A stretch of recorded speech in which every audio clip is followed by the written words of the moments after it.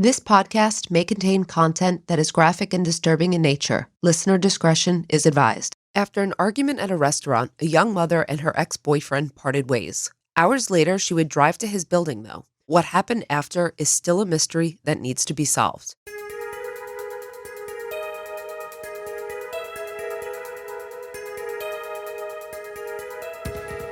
This is the Prisma Reyes story.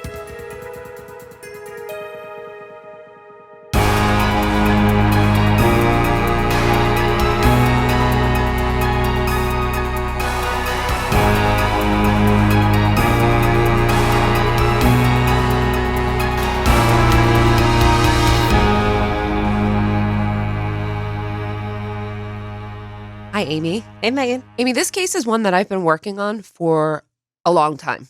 It has not received, in my opinion, nearly enough attention. So today, I'm asking everyone to listen closely. Please share the stories with others. Post about it. Spread the word. It's a mystery, and this family needs help. How'd you hear about it? I'm glad you asked. I was listening to a podcast about a missing young mother by the name of Lauren DeMolo in Florida. Have you ever heard of her case? No. Okay. I was really, really interested in that case. And again, why hadn't I heard of it? But it also led me to a People article featuring 7 missing moms. And Prisma was one of them. So that's how I discovered her. Why I connected more with Prisma than, let's say, the other ones, I can't explain. I just did. And I became interested. And as I was doing my research, I reached out to a few people involved in searching for Prisma. And her stepfather, Dan Fuchs, was willing to speak with us for this podcast in hopes of helping to publicize Prisma's case.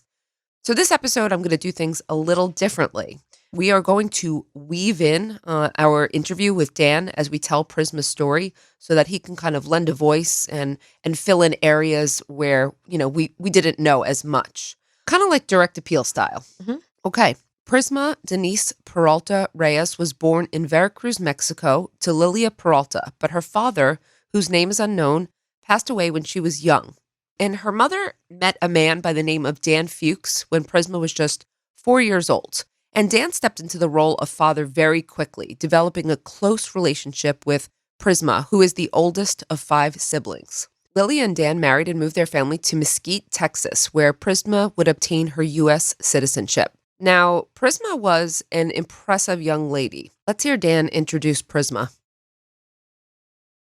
She was always, driven, constantly like a bookworm, wanting to read books or whatnot, stuff like that, and learn. And then as she came over here to the United States, we went to the schools and that, and they wanted to go ahead and push her back a year.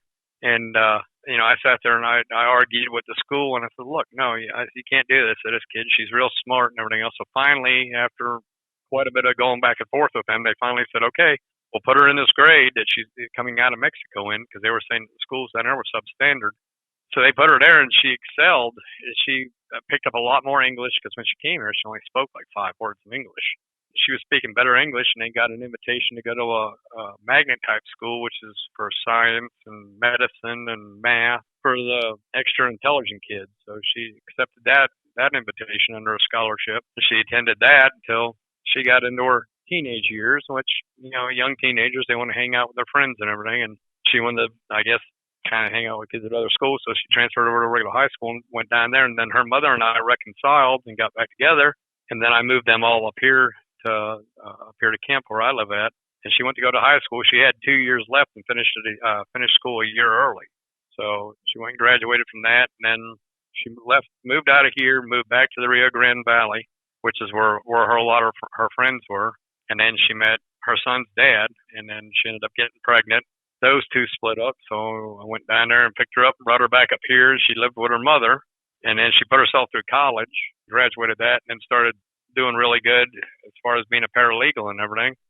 And then she got a wild hair that she wanted to go and join the military.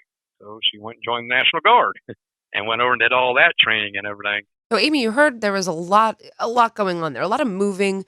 Dan had discussed when he reconciled with Prisma's mother, because they did break up. They reconciled, and then they eventually split again. But Dan has always regarded Prisma as his daughter. And I say stepfather, but she's the only father he's ever known. And he acts, as such, advocating on her behalf. So, as Dan said, in 2014, Prisma and her boyfriend Arturo found out that they were expecting a child, but their relationship was rocky, and they broke up before the child was born. Nevertheless, the pair had a son named Dominic, and though Arturo was not very involved in raising Dominic when Dominic was young, Prisma was an absolutely devoted mother who adored her son by all accounts. But she also needed help as a single mother, and so Dominic stayed primarily with Prisma's mother for the first few years of his life, just for childcare purposes, until Prisma was at a place when she could care for Dominic on her own and work full time. Then in 2016, Prisma began seeing a man named Ryan. But the same year, the two had a very volatile argument, or a big argument that turned physical. The police were called and Prisma reported the assault, though I don't know how serious the assault actually was, and neither did Dan. But Prisma would ultimately wind up not pressing charges, and the pair would just split up. Prisma worked at a number of jobs to support her son. As Dan said, she worked as a paralegal. She worked as a driver for Uber and Lyft. And according to Dan and others, she also worked on weekends as an exotic dancer. She was determined to make a good life for her son, and she hustled to do so. But then, inexplicably, in 2019, Prisma began speaking to the ex-boyfriend Ryan, and it seemed that they might actually rekindle their romance after an almost 3-year hiatus. This brings us to April 17th, 2019. On this day, after Prisma dropped her son off with his regular babysitter, Prisma went to her job. She had just begun this job a few weeks earlier at a car dealership. Again, she has several jobs, but things went sour for Prisma early on in the day. She had an altercation with one of her coworkers over a parking spot that left her in a bad mood. She'd apparently parked in a spot another employee usually parked in, and the coworker gave her a hard time about it, which set a bad tone for the day. But Prisma wasn't also one to back down. I could see how parking spots lead to altercations. I've been in probably some of my own.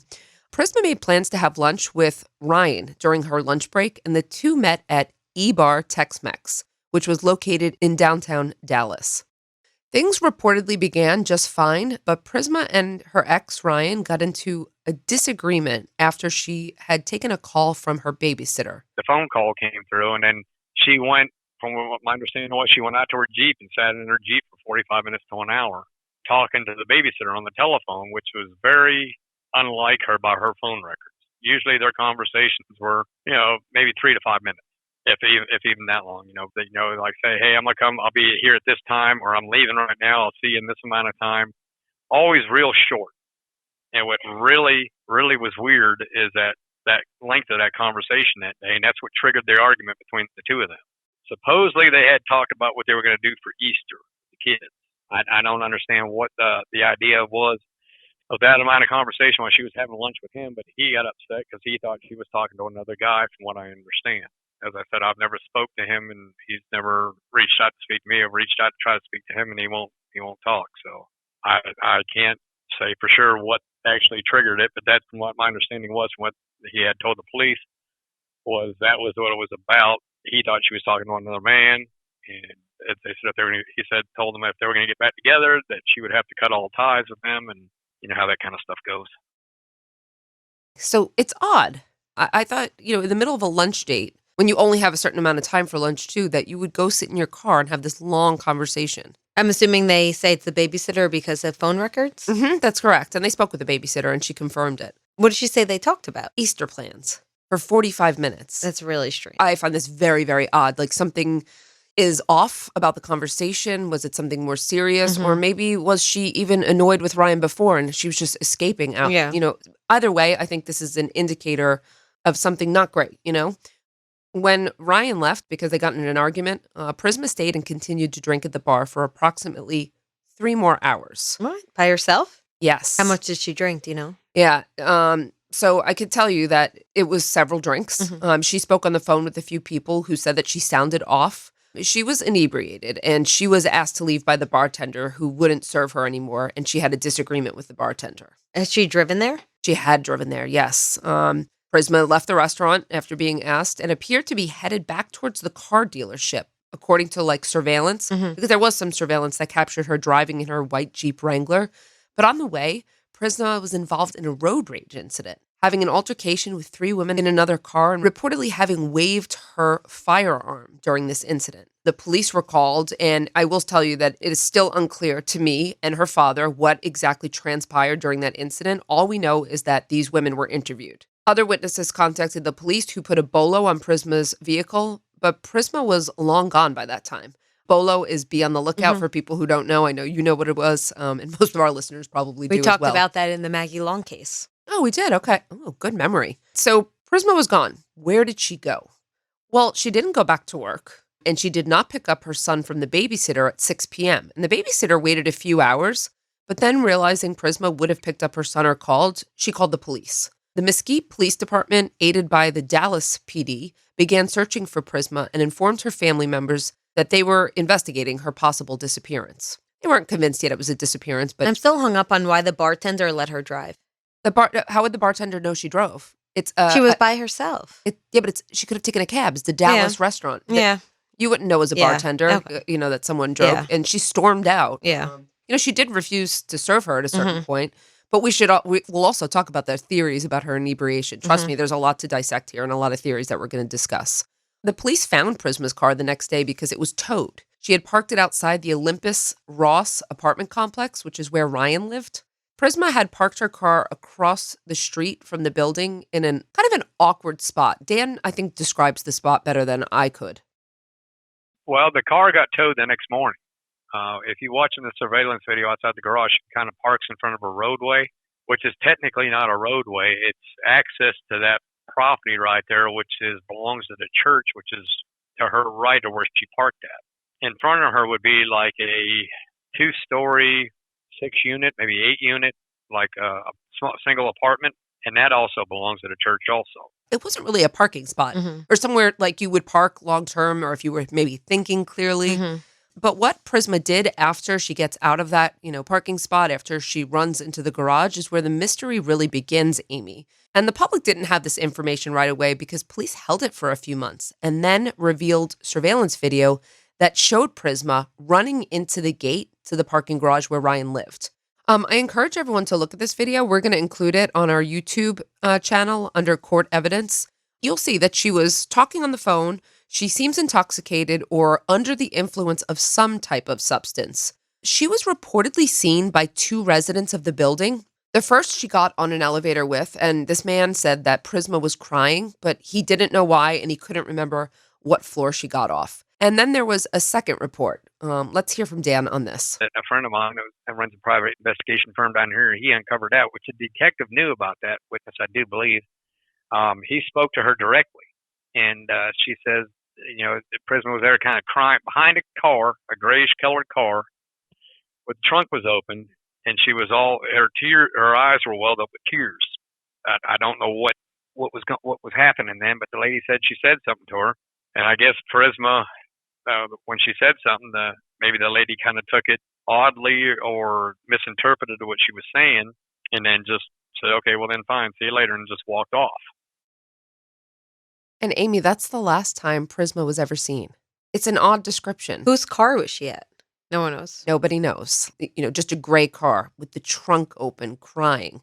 With no one else around? The woman did not see anyone else around at the time. Do we know who she was talking to on the phone? We do, and I will get to that. We definitely have. We have phone records and testimony.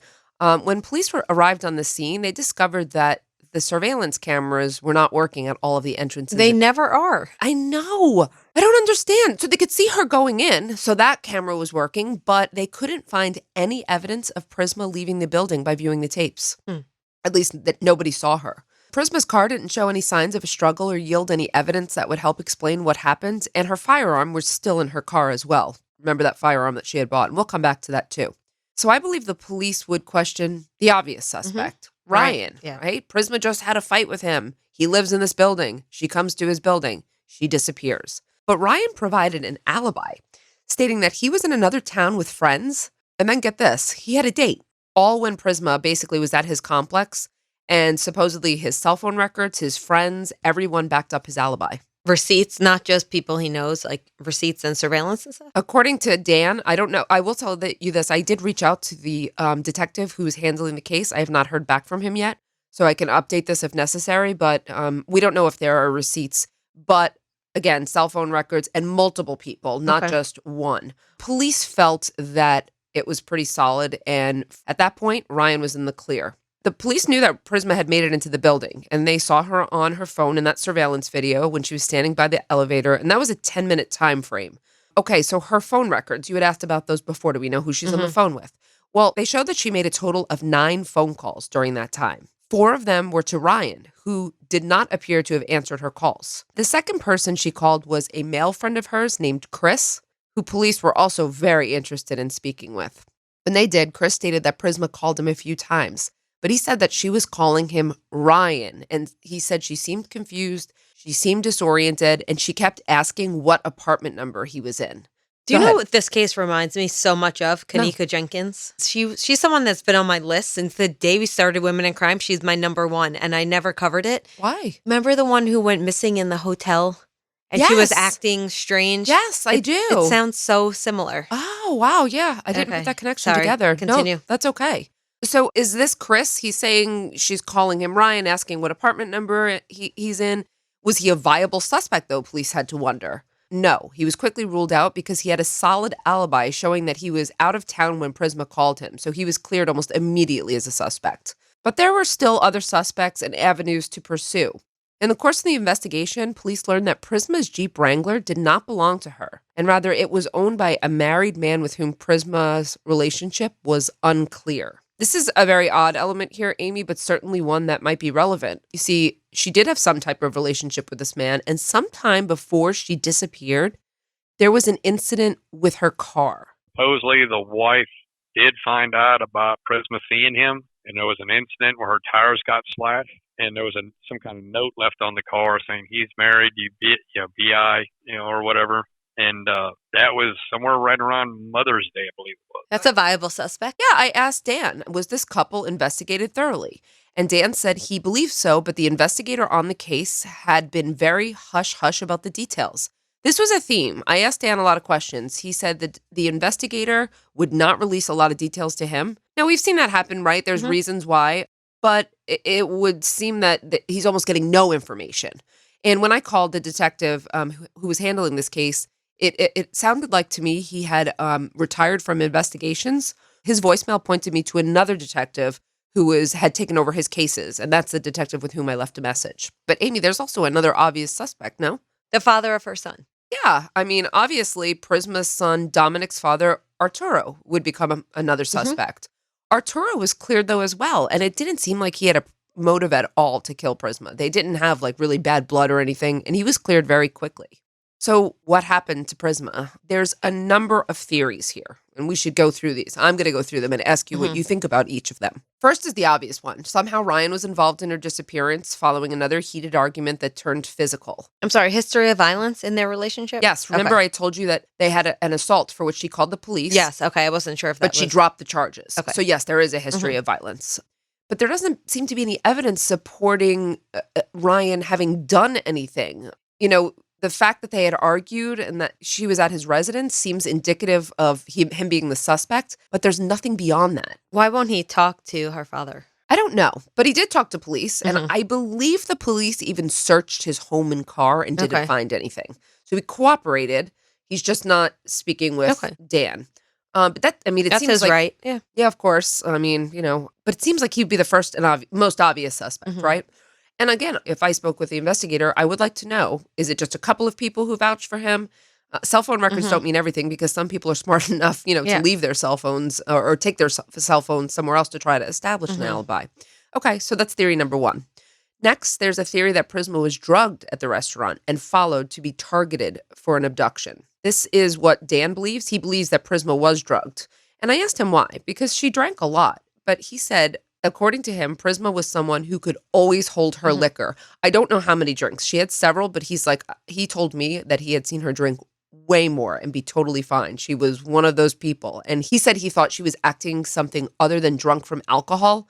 Other people who she spoke to said something similar. Like she sounded off, but maybe not drunk. But police looked at the surveillance video from the restaurant and it doesn't show any indication that her drink was drugged. It didn't capture her whole visit, though. It'd be easy for someone to slip something in her drink. Okay. It's a possibility. It might explain why the alcohol hit her harder. Yeah. other irrational behavior. It might. It's one of those possibilities. Okay. Theory number 3 is that Prisma was being stalked and followed unbeknownst to her for some time, and someone was just waiting on this moment to capitalize on Prisma being alone and being in a vulnerable state. After all this happened, speaking to one of her coworkers, he had said that the reason why she told me she bought the handgun because she felt like, she was a citizen, she could do that, so she wanted to do that for herself. But he told me that he had picked her up several times because she felt as if she was being followed. Where is the truth to that?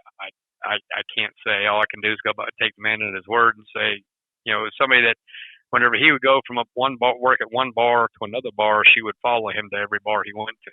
So when her dancing, she went from one bar where he was at, and then went to another bar that he went to, and then to another bar that he went. So as he moved, she went right along with him, or kind of followed him. I should say, not right along with him, but kind of followed him. And from what he is saying, that they were very good friends.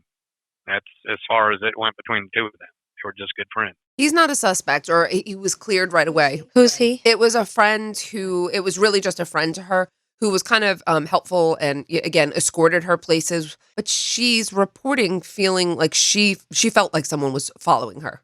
And now Dan thinks that she got that firearm because she was afraid. Mm-hmm. Well, she was in an occupation where we do see stalkers. That's absolutely certain. She did work, as a dancer part-time, so it's possible that she even had a stalker from that job. It's possible she had a stalker from another job. It's possible she had a stalker from, her kid's school. Like, there's any number of possibilities here. Did they ever talk to the women in which she had the road rage incident? Yes, police interviewed her, but Dan doesn't know what the outcome was. Okay. All they said was that there was an incident, they pulled over, she waved a gun, and they called the police. Okay, so they're also possible suspects. Mm-hmm. I said the same thing. Yeah. What happened with these women? Maybe someone followed her. Yeah. But apparently they were cooperative with the police as well. Okay, so another theory, fourth theory, Prisma was kidnapped from the parking garage by a random person with opportunity. I was going to say crime of opportunity. Okay, what do you think about this theory? It's too convenient. Yeah, I think it's also too opportune. This happens, but it'll happen, in like a Walmart parking lot or it's just a random public parking lot. This is a private parking garage. The implication that someone would somehow have gotten in here and would just be And they just got, quote, lucky that they have an inebriated woman by herself. Yeah. So I think this Very unlikely. I think this is unlikely as well. Okay. What about, Dan said that Prisma also worked on some cases as a paralegal that possibly may have placed her in danger because she may have known too much about certain illegal activities. Being she was involved with lawyers or whatever, maybe she found out some dirt on somebody, and they said, well, we can't have this happen. This has got to go away. There's so many things that run through my mind every day on this that I drive myself crazy trying to think of what might have happened or why it happened. And it gets to be very, very confusing. It just seemed if she had beef with someone or someone had beef with her or someone was just stalking her, it just seems too convenient that she was so inebriated. It does. I agree. The convenience of that. And it was odd, especially during her workday. This was out of character for her. Yeah, I was going to ask, did she normally drink during the day? No, this was out of character for her. The whole day was out of character pretty much for her. I have to say that I did some digging too. I was curious about what was going on in the area. There were a number of young missing Hispanic women in that area around Dallas and Fort Worth. In fact, when I did the research, I found several sources that said Dallas and Fort Worth are major hubs for sex trafficking. So we can't discount this theory either, which might also accompany the theory that she was slipped something in her drink. Yeah, those would go well together. Hand in hand. Mm-hmm. One final theory is, and I don't think this one holds any water at all, but that Prisma, and we hear this one a lot. I know what you're going to say. She left on her own accord. Left on her own accord or simply wandered off somewhere inebriated and something happened to her, an accident. Why would they not have found her body, though? That's exactly what I thought. So I think we can discount that theory pretty quickly and just move on. Unfortunately, I'd like to add that Dan has to deal with another element to this. Scammers. Listen to this. I had scammers a couple of weeks ago trying to tell me, oh, they know, she's here and she's for sale for $10,000 and da-da-da-da-da-da. And then, but I was like, well, we have a reward. Well, I don't want the reward money. Just send me $3,000 through PayPal, and then I'll give you all the information. I'm like, no, it don't work that way. And then they sent me a picture. Here is a picture of her. And what they did is they took one of our pictures that are out there, took it, turned it into black and white, and photoshopped it on and then posed it. And because the expression on the face and everything else is exactly the same as that photo. It's like a mirror image. And I'm like, no, that doesn't work. And then they were calling, well, your son. I'm like, no, it's not my son. No, my daughter identified as a female. She's a girl, and she's definitely a woman. Yes, and you're confused. I'm like. And they just kept trying to hammer on it. I'm like, no, this. And I haven't heard nothing from it. And then for a while there, I was getting phone calls from a town in Mexico, south of Mexico City. And it started, they were 7:30 at night. Nobody was saying nothing. And I said her name, and I said her middle name. And then I spoke them in English. I spoke them in Spanish. And then I went by her stage name. And it was just dead silence. They would be on the phone for a minute. I could hear something in the background, and all of a sudden the phone would hang up. Sometimes they would call 8, 9, 10 times in a row. This is different than those scammers. I don't know what these calls are. I've got the phone number and everything, but the problem is with phones in Mexico, they're prepaid, and there's no real records of who has the phone number. Because if you need a phone, you can get down to the store and buy a burner phone, buy a phone card. There you go. And it went on for like a week and a half, 2 weeks, maybe 3 weeks. And looking at when I pulled up the town where it was at, I was looking around the area right there, and it's kind of a cartel stronghold right in that area on the south side of Mexico City. And she doesn't have no family that lives there. What do you make of these calls? I mean, the initial ones were scammers, right? It still horrifies me what people will capitalize on. It reminds me of Amy Lynn Bradley. Remember that case? It was awful. They doctored photographs of her as well to get money from the family. It's horrendous. Yes, it's shocking the lengths that people will go to capitalize on people's grief in there. Oh. Aside from that, what do you make of the phone calls, though, from Mexico? Lot of calls, he said. I mean, what are the possibilities? It's someone that has her. Wouldn't they try to get money? Like, what are they calling for? He kind of thought it might have been her trying to call, but not being able to get through or not being able to say anything, or the phone didn't work. So, sorry if I missed it, but someone would call and just not say anything? Right. I guess that's possible. Why can't they? Because they tried. Did he give this information to the police? Absolutely. And they can't trace it or anything. I guess the phone call stopped. Yeah. I think it's certainly interesting. It's hard to know. These are, there are so many unanswered questions here. And really, we just hope that the family gets some answers, because they all want to know what happened to Prisma. And since Prisma went missing, her son Dominic lives with her mother Lilia, but his father Arturo is also very much present in his life now. Dan also gets to spend time with Dominic, who he affectionately refers to as his grandson. Mm. Dan has been very vocal, doing interviews and telling anyone who will listen Prisma's story. And he says he'll continue to do so until they find out where Prisma is. Dan's been on Nancy Grace and the Today Show, and he's been working with a private investigator as well. Prisma, as I said, was featured in People magazine. But you know what my question is? Where's Keith Morrison? Where's the Dateline? Where's the 48 Hours? We need more national coverage of this case. I asked Dan what he hopes for, and what he told me is it's not really about him. I mean, there's a 8 to 9 year old little boy that wants to know what happened to his mom. And that's the biggest driver for me, is not to find her for myself, not to find her for her mother, not to find her for her brothers or her sister. It's to find her for my grandson. So that way, that little guy has closure to what has happened, or, that she's gone. That way he'll know she's here or she's not. That way he doesn't have that question swimming around in his head saying, well, why did my mom leave me? Did I do something wrong or something like that? Which he'll talk about it, but he'll talk about it for about a minute and a half. And then that's it. He doesn't want to talk about it no more, because he stays very shut out about that. Look at this. It's traumatic to adults. Mm. Imagine the trauma to someone's child. It's one thing to report on these cases too. It's another to talk to family members and to hear how directly impacted they are. I can't imagine that there's anything worse than not knowing. You know what I mean? Like wondering, all these different theories. You heard Dan say it. He racks his brain. He just can't imagine. And even though I don't think there's such a thing as closure, I think for him and maybe for others in the family, at least knowing what happened to Prisma might give them some sense of that. It sounds to me like he believes she is deceased. I don't think he actually does. I think he's on the fence. I think he has days where he definitely believes she's gone, and other days where he's like, no, she's still there. Mm-hmm. I think that Dan believes more that she was abducted, but I don't know that he believes she was murdered. Okay. And I asked Dan, too, what else can we do to help? How can we spread the word? What can people do? Keep talking about it. Keep it out there. We do have a reward that's available. It's an escrow with an attorney over in Dallas for any information leading to her return. They can contact the Mesquite Police Department directly. They can contact Where's Prisma Reyes on Facebook. Bring Prisma Home is another one of the websites they're set up.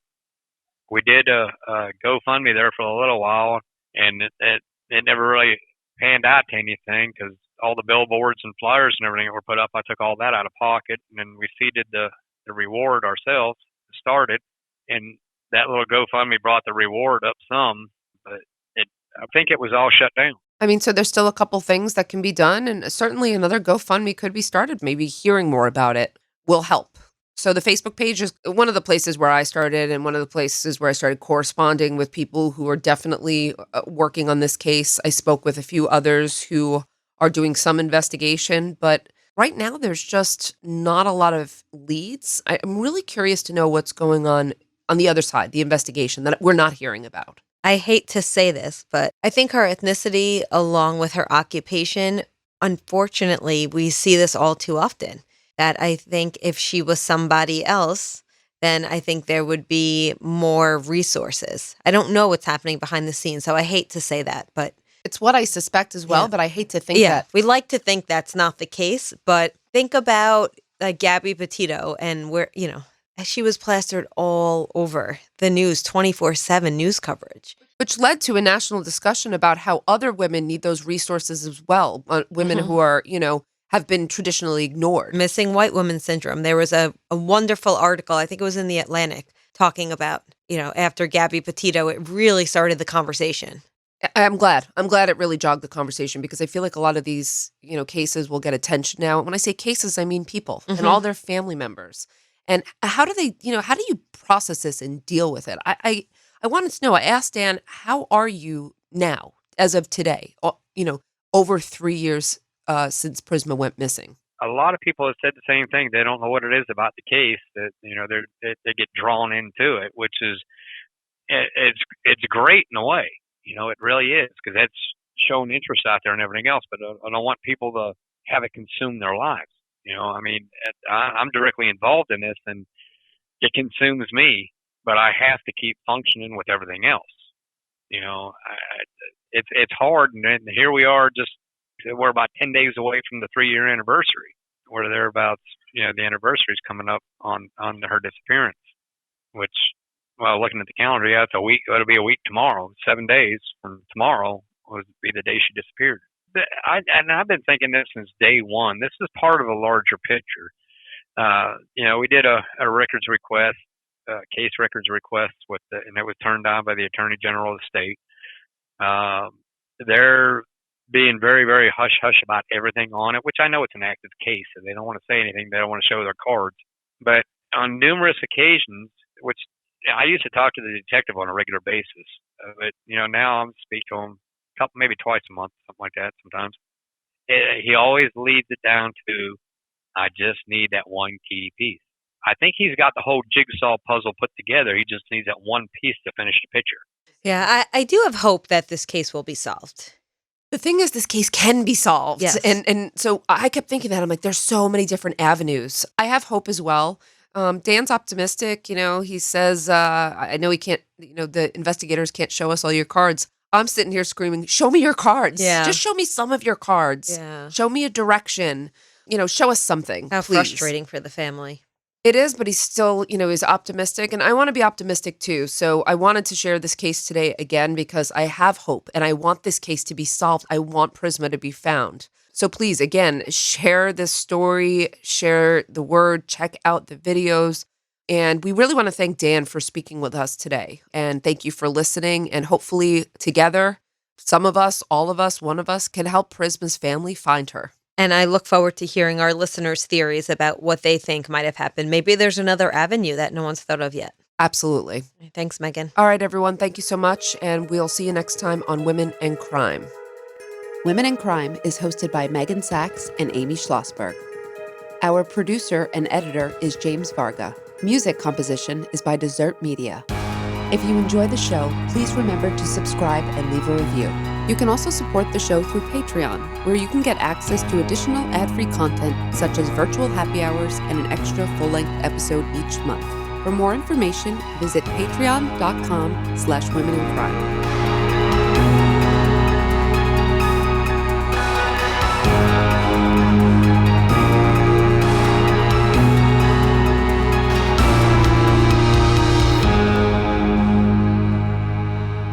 Sources for today's episode include People.com, NBC News, Oxygen.com, and an interview with Dan Fuchs.